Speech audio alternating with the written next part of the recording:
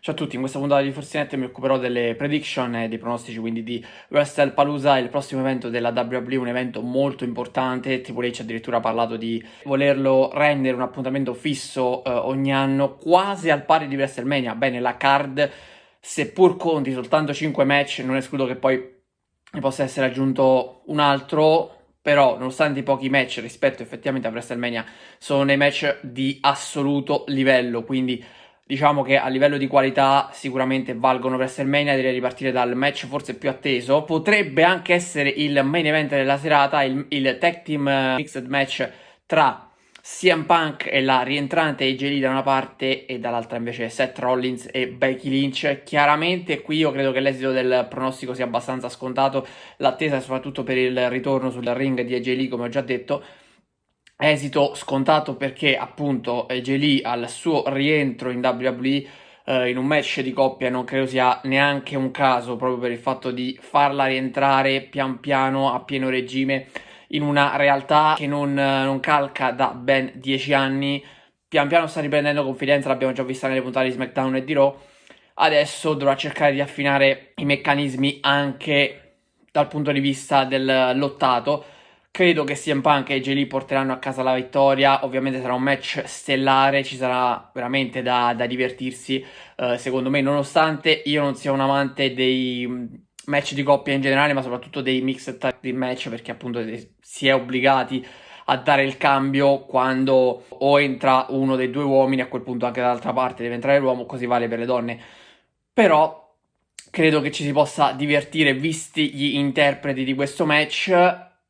CM Punk ha perso anche su tutti i fronti, diciamo, con Seth Rollins dopo aver subito l'incasso della vegetta a SummerSlam, dopo aver perso il Fatal 4-Way subendo anche lo schienamento di Seth Rollins. Questa sarà la sua prima piccola rivincita in un match appunto di coppie che chiaramente farà presagire ad un 1 contro 1 sia tra CM Punk e Seth Rollins per il titolo del mondo, perché appunto Seth Rollins è campione del mondo, sia tra AJ Lee e Becky Lynch, che invece detiene la cintura intercontinentale. Quindi da una parte abbiamo i due campioni che già stanno ottenendo tantissimo, hanno ottenuto tantissimo in questo 2025. Dall'altra abbiamo CM Punk che si è vinto il titolo del mondo ma l'ha detenuto per appena 5 minuti, ed AJ Lee che invece è appena al suo rientro. Quindi la vittoria, secondo me, non ci sono dubbi, andrà ad AJ Lee e CM Punk, che poi cercheranno di andare a caccia dei titoli. Vedremo se e quando riusciranno a portare a casa anche le cinture eventualmente. Passiamo al match per il titolo WWE detenuto da Cody Rhodes, che affronterà Drew McIntyre. Anche qui secondo me esito piuttosto scontato, per il fatto che Cody Rhodes, dopo averlo conquistato a SummerSlam, non si è fatto praticamente più vedere perché era impegnato nelle riprese del film Street Fighter. È tornato recentemente nella scorsa puntata di SmackDown per salvare Randy Orton, e io credo che una volta sbarazzatosi di Drew McIntyre il prossimo avversario di Cody Rhodes possa essere proprio Randy Orton, con un turn heel che io sottolineo e suggerisco da settimane. Secondo me questo scontro prima o poi arriverà, però chiaramente adesso ci concentriamo sul match contro Drew McIntyre, che è un match degno di WrestleMania da main event. Infatti il main event potrebbe essere benissimo il match a coppie miste per il ritorno di AJ Lee, perché altrimenti senza quella componente sarebbe stato inserito magari all'inizio della card, e non escludo che possa essere anche così con questo come main event. Quindi ci sono diverse possibilità, diverse combinazioni. Fatto sta che questo è un match secondo me veramente interessantissimo, spettacolare, ma purtroppo l'esito è piuttosto scontato. Cody Rhodes finora le ha praticamente solo prese da Drew McIntyre, e quindi questo credo che sia il momento di mettere una tacca sul suo fucile in suo favore. E poi vedremo, potrebbe anche andare avanti la rivalità e esserci un altro scontro, ma ripeto, Randy Orton di mezzo potrebbe veramente fare la differenza a lungo andare, perché Randy Orton ha già detto di volere quella cintura, l'aveva già detto con John Cena, l'ha detto con Cody Rhodes, e quindi io credo che tornerà all'assalto quella cintura, magari in versione heel, perché quando non era riuscito a premere il grilletto definitivamente nei confronti di Cody Rhodes, non effettuando il calcio leggendario, risparmiandolo, questa volta io credo che andrà un po' diversamente, e quindi Randy Orton credo che possa tradire Cody Rhodes. Non dico già a WrestlePalooza, ma credo comunque nelle prossime settimane.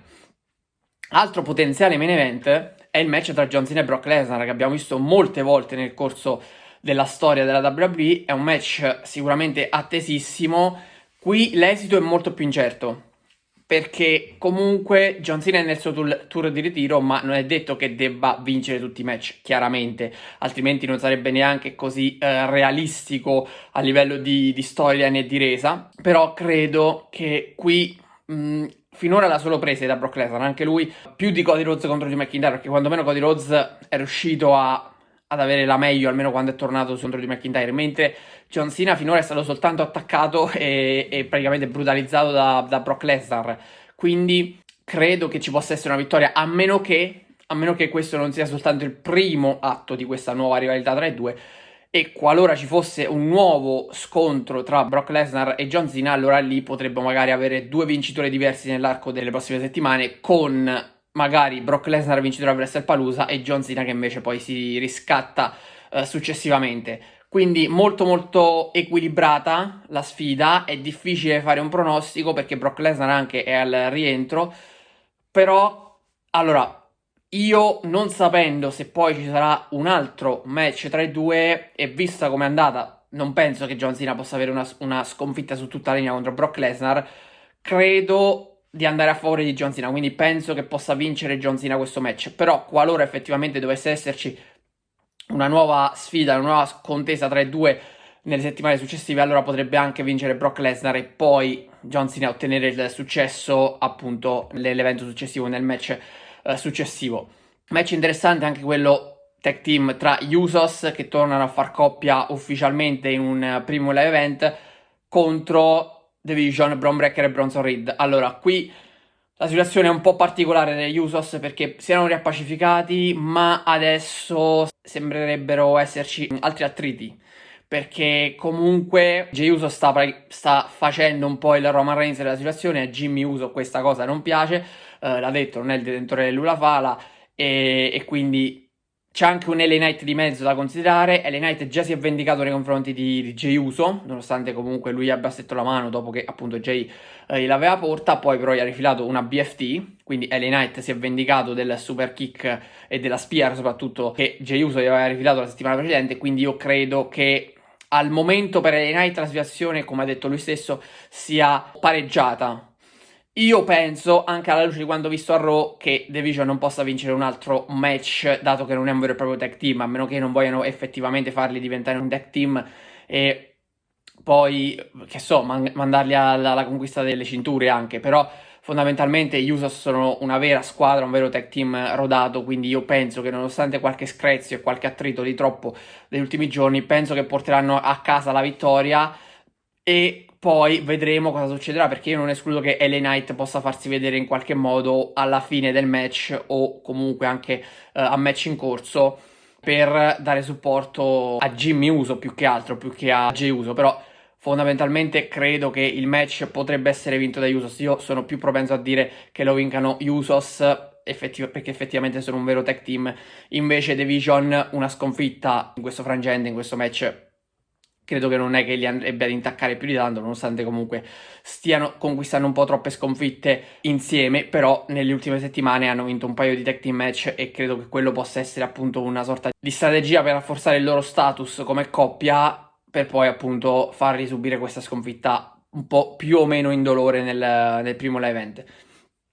E arriviamo a quello che è stato il primissimo match annunciato per WrestlePalooza. Più che primo match, diciamo, era stato annunciato soprattutto il fatto che ci sarebbero stati due contendenti a prendersi il titolo del mondo femminile vacante. Al momento è vacante da quando l'ha reso tale Naomi, perché appunto è incinta e ormai praticamente siamo quasi ad un mese che non abbiamo una campionessa del mondo. Direi che si è aspettato anche troppo. Questo è un altro match di lettura molto molto difficile, perché io, allora, fino a qualche settimana fa, quando l'hanno annunciato, andavo molto più a favore di Stephanie Maguire, perché Roxanne Perez comunque è stata già campionessa del main roster, e quindi ha avuto una cintura, sta avendo un ruolo principale a Raw.